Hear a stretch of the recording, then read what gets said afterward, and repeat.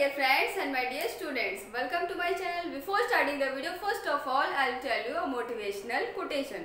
So the quotation is, learning is never done without errors and defeat. यानी कि बिना किसी गलती के और असफलता के हम कुछ भी सीख नहीं सकते। ठीक है, अगर हमें सीखना है या हम सीख रहे हैं तो सीखने की प्रक्रिया में हमें गलतियां होंगी ही होंगी और असफलता भी मिलेगी। जो भी आप चाहते हो उसके लिए तो आपको कुछ करना होगा, और जब भी हम कुछ करेंगे तो ऑब्वियस सी बात है वो गलतियां होंगी।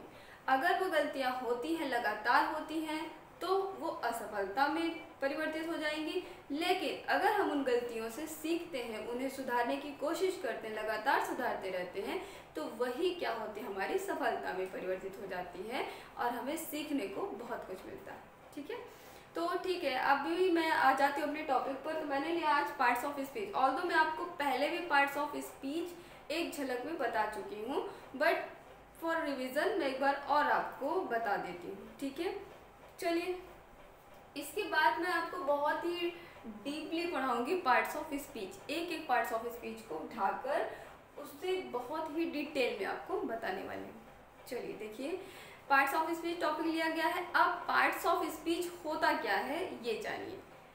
पार्ट्स ऑफ स्पीच जानने से पहले ये जानिए कि स्पीच क्या होता है। स्पीच क्या होता है? स्पीच होता है सिंपल सी कुछ भी कही गई बात या कोई कथन या कोई भी सेंटेंस।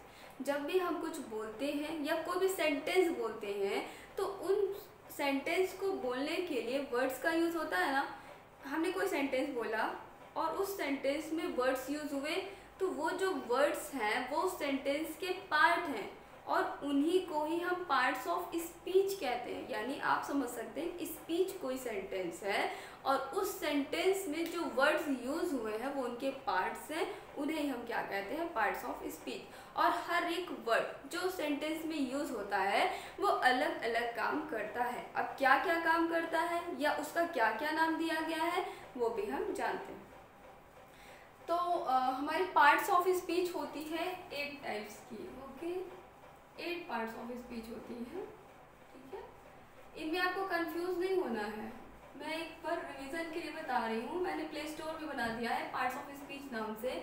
तो जो मेरी प्रीवियस वीडियो थी, जो मैंने पार्ट्स ऑफ स्पीच आपको पहले बताया था, वो भी उसमें आपको मिल जाएगी। और ये एक तरीके से आपका रिविजन हो जाएगा, जिसे मैं इन शॉर्ट बताऊँगी, फिर डिटेल में बताऊँगी। ठीक है, 8 पार्ट्स ऑफ स्पीच होते हैं। कहीं कहीं आपको मतलब कुछ लोग ऐसा कहते हैं कि 9 होते हैं, जिसमें वो डिटर्मिनर को शामिल कर लेते हैं। लेकिन ठीक है, डिटर्मिनर हमारा अलग ही टॉपिक है। एडजेक्टिव का पार्ट है, मैं आपको बताऊंगी अलग से। पर आप मेनली जो होते हैं वो 8 ही पार्ट्स ऑफ स्पीच है। कौन कौन से हैं? Noun, pronoun, adjective, verb, adverb, preposition, conjunction और इंटरजेक्शन। तो ये 8 पढ़ने हैं। इसके अंदर और जो भी चीज़ें आती जाएंगी वो मैं आपको बताती जाऊंगी। चलिए एक नज़र में देखते हैं कि क्या है, जिससे आपका रिवीजन हो जाए। पहला मैं ले आई हूँ नाउन। नाउन हर किसी ने नाउन पढ़ रखा है, यानी बचपन से हम पढ़ते आ रहे हैं कि नाउन क्या है। ठीक, सिंपल सी definition, noun is the name of any person, place और थिंग, है ना, या everything that we can see और feel, that is called noun. और you can say every naming word is called noun. Okay, सब कुछ सही, सब कुछ सही है, कुछ भी गलत नहीं है। जो हमने बचपन से पढ़ा है वो सब सही है, बस अब हम उसे और डिटेल में जानेंगे। बट थोड़ा सा मैं और बता देती हूँ आपको। नाउन शॉर्ट में मैंने लिख दिया है नेमिंग वर्ड। नेमिंग वर्ड, ठीक है, और इसे हम कह सकते हैं that we can see, that we can see और फील। ठीक है, यानी कि वो चीज़ें जिन्हें हम देख सकते हैं या फील कर सकते हैं, वो सब क्या है, नाउन। अभी आपने देखा कि noun is the name of any person, place और थिंग। अब देखा किसे किसे जा सकता है, पर्सन, प्लेस और थिंग। ठीक है, मैं यहाँ पे नोट भी कर देती हूँ। We can see, what we can see, we can see, so I can write here visible, and what we can feel, इसे मैं कह सकती हूँ feel only। अब visible क्या है, person, place और thing, ये भी लिख देती हूँ, है ना। Person, place and things. किसी भी पर्सन को आप देख सकते हो, कोई प्लेस देख सकते हो, और थिंग्स चीज़ें हैं, ठीक है। और ये जो वर्ड्स थिंग्स है ना, इसका बहुत ही डीप मीनिंग है, यानी कि ये बहुत ही विस्तृत शब्द है थिंग। इनमें सब कुछ आ जाता है, दुनिया भर की चीज़ें आ जाती हैं। तो ऐसी कोई भी चीज़ नहीं छूटी है जो आपके नाउन में ना आए, ठीक है। सिंपल सी बात, यानी कि जितनी भी चीज़ें हैं, जो भी चीज़ें हैं, उनका जो भी नाम है वो सब क्या है, नाउन। मैं क्या हूँ, नाउन। आप क्या हो, नाउन, ठीक है, क्योंकि मेरा भी कुछ नाम है और आपका भी कुछ नाम है। जितनी भी चीज़ें हैं इस दुनिया में, इस पूरी पृथ्वी पर, इस पूरे वर्ल्ड में कह लीजिए या पूरे यूनिवर्स में कह लीजिए, हर एक चीज़ का कुछ नाम है, और जिसका भी कुछ नाम है वो क्या है, नाउन, ठीक है। बाकी मैंने आपको बता दिया, ठीक है। पर्सन, प्लेस और थिंग्स, बहुत ही पर्सन को आप देख ही सकते हो, प्लेस को आप देख ही सकते हो। थिंग्स वर्ड जो है ये बहुत ही विस्तृत है, इनमें सब कुछ आ जाता है, चीज़ें आ जाती हैं, या वो चीज़ें जिन्हें आप देख सकते हो, जिन्हें आप नहीं देख सकते, या जिन्हें आप महसूस करते हो, वो सारी की सारी चीज़ें नाउन में आती हैं। जनरली क्या बचपन से पढ़ते हैं, राम श्याम, टेबल चेयर, है ना, पेन, मार्कर, और आप ऐसे चीज़ें जिन्हें फील करते हो, यानी कि किसी की आप ऑनेस्टी देख सकते हो, नहीं, किसी का दुख देख सकते हो, नहीं, किसी की प्रसन्नता, हैप्पीनेस देख सकते हो, नहीं, बट नाम तो है इनका, तो वो भी क्या हो गई, नाउन, ठीक है। आई होप कि आपको समझ आ गया है, पहले से भी पढ़ रखा है, ठीक है। नेक्स्ट हमारा जो अगला है पार्ट्स ऑफ स्पीच, वो है प्रोनाउन। प्रोनाउन क्या है, रिप्रेजेंट्स अ नाउन, यानी कि आपने पहले पढ़ रखा है सिंपल सी डेफिनेशन, जो pronoun is a word which is used in place of a noun, ठीक है। यानी कि प्रोनाउन वो है जो नाउन की जगह पर यूज होता है, या आप ये कह सकते हैं कि जो नाउन को रिप्रेजेंट करता है, जो नाउन की जगह पर प्रयुक्त किया जाता है, उसे हम कहते हैं प्रोनाउन, ठीक है। जनरली पढ़ रखा है he, she, it, they, we, okay, it's okay, ये सभी नाउन हैं। और फॉर एन एग्जाम्पल अगर मैं एक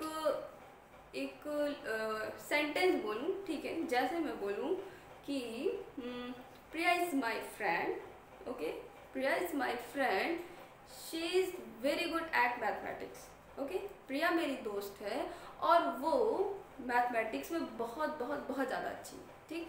मैंने बोला Priya is my friend, she is very good at mathematics, तो पहले मैंने प्रिया नाम लिया, एंड देन जब मैंने अगेन उसके बारे में कुछ बताना चाहा आपको, तो मैंने शी वर्ड का यूज़ किया।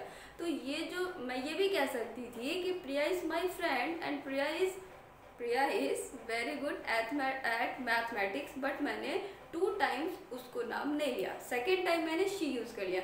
तो ये जो वर्ड शी है, जो प्रिया के प्लेस पर यूज़ हुआ है, ये क्या है, हमारा प्रोनाउन, ओके। अब सिर्फ ही, शी, इट, दे, वी, या ऐसे ही कुछ चीज़ें, मतलब यही से प्रोनाउन नहीं होती हैं, ठीक है। अच्छा ठीक है, मैं एक और एग्जांपल आपको देती हूँ प्रोनाउन के लिए। प्रोनाउन का मैं एग्जांपल आपको देती हूँ, देखो, जैसे मैं कहूँ, लिख ही देती हूँ, कहूँ क्या, many of the girls, sorry guys, are here, okay, many of the girls are here, यानी कि लड़कियों में से कई यहाँ पर हैं। अब many of the girls, ठीक है, इन लड़कियों में से ही कई, कौन, ये जो many वर्ड यूज हुआ है, ये हमारा गर्ल्स के लिए यूज हुआ है, किसी और के लिए नहीं, किसी पशु पक्षी के लिए नहीं, जानवर के लिए नहीं, ठीक है। मैं गर्ल्स की बात कर रही हूँ, तो वो गर्ल्स की बात होगी ना, ठीक है। तो ये जो मेनी वर्ड्स हैं, ये भी क्या है, हमारे प्रोनाउन है। तो इस तरीके के जो आपके वर्ड आएंगे, जो प्रोनाउन की जगह, नाउन की जगह पर यूज होंगे, उन्हें भी हम प्रोनाउन कहेंगे। ये प्रोनाउन आपका क्लियर हो गया इन शॉर्ट, और बहुत ही मतलब बेसिक लेवल पर बता रही हूँ, ठीक है। बाकी एक एक पार्ट्स ऑफ स्पीच लेकर मैं आपको बताऊंगी। थर्ड हमने लिया है एडजेक्टिव। एडजेक्टिव का क्या काम है? नाउन जान लिया आपने, प्रोनाउन जान लिया। एडजेक्टिव क्या करता है? ये नाउन और प्रोनाउन के बारे में आपको कोई ना कोई जानकारी देता है, ठीक, कि नाउन कैसा है, प्रोनाउन कैसा है, या उसके बारे में क्या बात कही गई है, वो सारी की सारी चीज़ों को दर्शाने के लिए हम एडजेक्टिव का यूज़ करते हैं। सिर्फ नाउन और प्रोनाउन के बारे में ही बताएगा और किसी चीज़ के बारे में नहीं बताएगा, ठीक है। अब ठीक है, एग्जाम्पल के तौर पे अगर मैं देखूं, या चलो मैं कहूँ मार्कर, ये कैसा है? This is a black marker. अब मार्कर के बारे में क्या, ये मार्कर तो है, this is a marker, but कैसा है? Black, black marker. तो ये जो ब्लैक वर्ड आया ना, ये क्या है? यही एडजेक्टिव है, ओके। अगर मैं कहूँ वॉल, वॉल क्या है? जनरली आपका नाउन है। बट मैं कहूँ पेंटेड वॉल, पेंटेड वॉल यानी कैसी वॉल है? वो पेंटेड है। जनरली क्या होता है कि पेंट जो हमारा वर्ड है वो क्या है? वर्ब। लेकिन जब मैंने वॉल के आगे उसे लगाया, मैंने वॉल के बारे में कोई इन्फॉर्मेशन आपको देनी चाहिए, तो मैंने लिखा पेंटेड वॉल। अब वॉल क्या है? नाउन, और नाउन के बारे में जो वॉल के बारे में जो वॉल को डिस्क्राइब कर रहा है वो क्या है? हमारा एडजेक्टिव। या तो यहाँ पर जो ये पेंटेड है, यानी पेंट जो है ये मेन वर्ब का थर्ड फॉर्म है, यहाँ पे कैसे काम कर रहा है? As an adjective, okay. और एडजेक्टिव जो होते हैं वो क्या होते हैं? डिस्क्राइबिंग वर्ड्स होते हैं। चलिए नेक्स्ट वर्ब। वर्ब पर आ जाते हैं। वर्ब क्रिया, ठीक है, बचपन से पढ़ते आ रहे हो। Every action word is called verb, ठीक है। यानी कि जो भी शब्द होते हैं जो एक्शन को दिखाते हैं, किसी भी काम को करने को दिखाते हैं, वो सारे के सारे वर्ड क्या कहलाते हैं? वर्ब। बट क्या सिर्फ एक्शन वर्ड ही वर्ब होती हैं? होती है? नहीं, और भी चीज़ें वर्ब होती हैं। अगर चलो ठीक है, इसका भी देते हैं आपको। अगर मैं कहूँ आई एम टीचिंग यू, मैं आपको पढ़ा रही हूँ, तो मैं कुछ काम कर रही हूँ। क्या काम कर रही हूँ? पढ़ाने का। तो यहाँ पर जो वर्ब यूज़ हुई है टीच, टीचिंग, ठीक है। टीच की आईएनजी फॉर्म है आपकी, वो सारी अलग बात है, बट जो वर्ब है आपकी मेन वर्ब टीच। टीच क्या है? पढ़ाना। तो ये जो काम हो रहा है पढ़ाने का वो क्या है? Action word. I am teaching you, यहाँ पे टीच एक्शन वर्ड है, ओके, ये वर्ब है। और अगर मैं ये कहूँ, नेक्स्ट मैंने लिख रखा है कि जो वर्ब है वो आपकी पोजीशन को भी दिखाती है। पोजीशन मीन्स होता है अधिकार, किसी भी चीज़ पर अपना अधिकार जताना। क्या कहूँ, जैसे मैं ये कहूँ I have a car, okay, I have a marker, okay.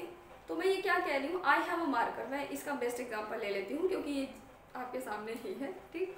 I have a marker, तो मैंने कहा आई हैव अ मार्कर, क्या इसमें कोई काम हो रहा है? मेरे पास एक मार्कर है। वर्ब क्या है इसमें? हैव। तो ये जो वर्ब हैव है ये क्या कोई काम को दिखा रही है? नहीं। आई हैव अ मार्कर, मेरे पास एक मार्कर है, जो ये दिखा रही है कि मार्कर मेरा है और मेरा उस पर अधिकार है। तो सेकेंड थिंग आपने जाना कि जो वर्ब होती है वो पोजीशन को भी दिखाती है। नेक्स्ट मैंने लिख रखा है हैपनिंग। हैपनिंग होती है किसी भी चीज़ का कुछ होना, ठीक है। इसका अगर मैं एग्जांपल लूँ, सबसे बेटर एग्जांपल लूँ, मैं कह सकती हूँ I am a teacher, you are a student, या यू आर स्टूडेंट, ठीक है। अगर मैं कहती हूँ आई एम अ टीचर, मैं एक शिक्षिका हूँ, ठीक है, तो यहाँ पर जो वर्ब है एम, क्या वो कुछ काम कर रही है? एम कुछ, ये जो वर्ब है एम, क्या वो कुछ काम कर रही है? नहीं, ये कोई काम नहीं कर रही है। बट ये मेरी आई एम अ टीचर, मैं एक टीचर हूँ, ये मेरे होने को दिखा रहा है, ठीक है, यानी कि ये एक हैपनिंग है। तो वर्ब जो होती है आपकी वो एक्शन वर्ड, पोजीशन, हैपनिंग और समटाइम्स स्टेट को भी दिखाती है, ठीक है, किसी भी चीज़ की अवस्था। नेक्स्ट एडवर्ब है। एडवर्ब हमारा क्या है? छोटे लेवल पर आप जान लो, एड डिटेल्स टू। जनरली हम ये जानते रहते हैं कि जो वर्ब में कुछ ना कुछ डिटेल ऐड करता है उसे एडवर्ब कहते हैं, लेकिन वर्ब में ही नहीं, ये एडजेक्टिव में भी और इवन खुद में भी, यानी कि एडवर्ब में भी कुछ ना कुछ डिटेल ऐड करता है। ये आपका एडवर्ब हो गया। प्रीपोजिशन नेक्स्ट आपका जो है रिलेटिंग वर्ड है प्रीपोजिशन, ओके। मैं इसको थोड़ा सा आपको प्रीपोजिशन क्या करता है, किन्हीं भी दो वर्ड को रिलेट करता है। रिलेट रिलेशन से बना है, यानी कि संबंध बताना। किन्हीं भी दो वर्ड्स के बीच में क्या संबंध है या दो चीज़ों के बीच में क्या संबंध है, वो हमें पता चलता है इससे, प्रीपोजिशन से। जो प्रीपोजिशन को इन शॉर्ट हम कहते हैं रिलेटिव वर्ड। ओके, चलिए अगर मैं एक एग्जांपल लूँ, देखिए जरा सा आप लोग। He went his friend। Okay, ये हमारा है example preposition. He went his friend, क्या इससे कुछ समझ में आ रहा है? नहीं। अब ये जो डैश है, यानी कि ये जो खाली जगह है, ये भर जाए किसी ऐसे वर्ड से जो वेंट को हिज फ्रेंड से रिलेट कर दे, तो हमारे इस सेंटेंस का मीनिंग भी निकल आएगा और अर्थ पूरा हो जाएगा। तो मैं यहाँ पर फिल करती हूँ to. Okay, he went to his friend. अब क्या हो गया, इस पूरे सेंटेंस का मतलब निकल गया। और ये जो वर्ड हमने फिल किया टू, ये क्या है हमारा प्रीपोजिशन। तो प्रीपोजिशन क्या करता है, किन्हीं भी दो वर्ड्स में रिलेशन को दिखाता है। ओके, नेक्स्ट कंजंक्शन है। या आप यूँ कह सकते हो कि जो प्रीपोजिशन होता है वो अपने बाद आए हुए वर्ड को अपने से पहले वाले वर्ड के साथ रिलेट कर देता है, तो हमारा अर्थ निकल जाता है। कंजंक्शन ज्वाइनिंग वर्ड, नाम से ही लग रहा है, ज्वाइनिंग वर्ड जोड़ने वाला, किन्हीं भी दो वर्ड्स को जोड़ने वाला, नाउन को जोड़ने वाला, प्रोनाउन को जोड़ने वाला, वो कुछ भी वर्ड, कोई भी वर्ड्स हो सकता है, उन्हें जोड़ने वाले को हम क्या कहते हैं, कंजंक्शन। वेरी इजी एग्जांपल, ठीक है, देखिए।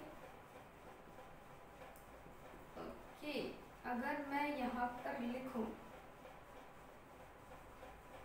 मोहन डैश और सोहन लिख देते हैं, इनके साथ ये अच्छे लगते हैं, आर माई फ्रेंड्स। ओके, अब Mohan Sohan are my friends. Okay, लेकिन क्या मोहन और सोहन कैसे ये एक दूसरे से जुड़ेंगे?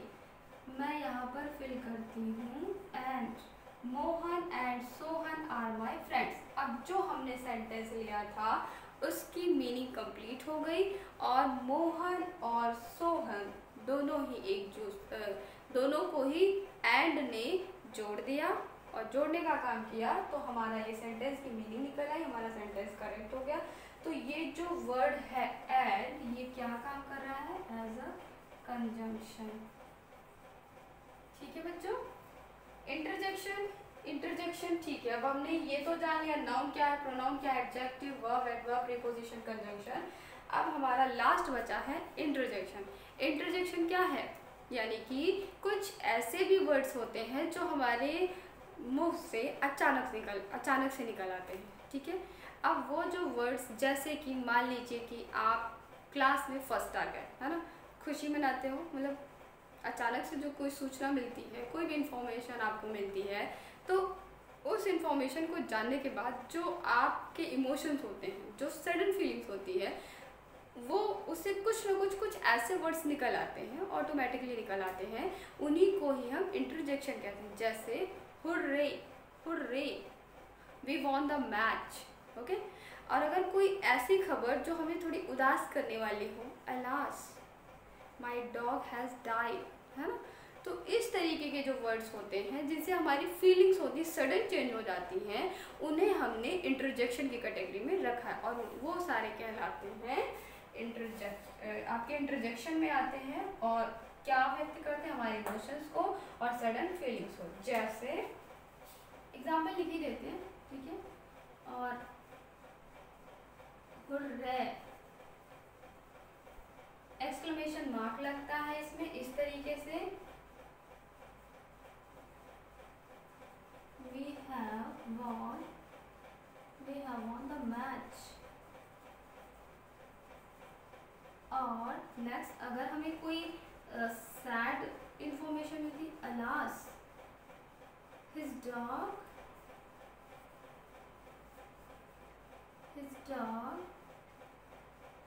has died। ठीक है, तो ये सारे हो गए हमारे इन शॉर्ट बहुत ही बेसिक लेवल पर पार्ट्स ऑफ स्पीच। अब मैं इन्हें डिटेल में बताऊंगी, तो प्लीज़ आप लोग वीडियो देखते रहिएगा, ब्रेक मत करिए। हाँ, थोड़ी सी प्रॉब्लम आ गई थी बीच में, जिसकी वजह से मेरे वीडियोस आ नहीं पा रहे थे, बट अब रेगुलर आपको देखने को मिलेंगे। ठीक है, तो रेगुलर बेसिस पर आप देखिए और बहुत ही अच्छी इन्फॉर्मेशन आपको मिलेगी। मैं पूरी कोशिश करूँगी कि आपको बेहतर से बेहतर कंटेंट दे सकूँ और आप लोग अच्छे से अच्छी चीज़ें जान सकें, सीख सकें। Thank you so much.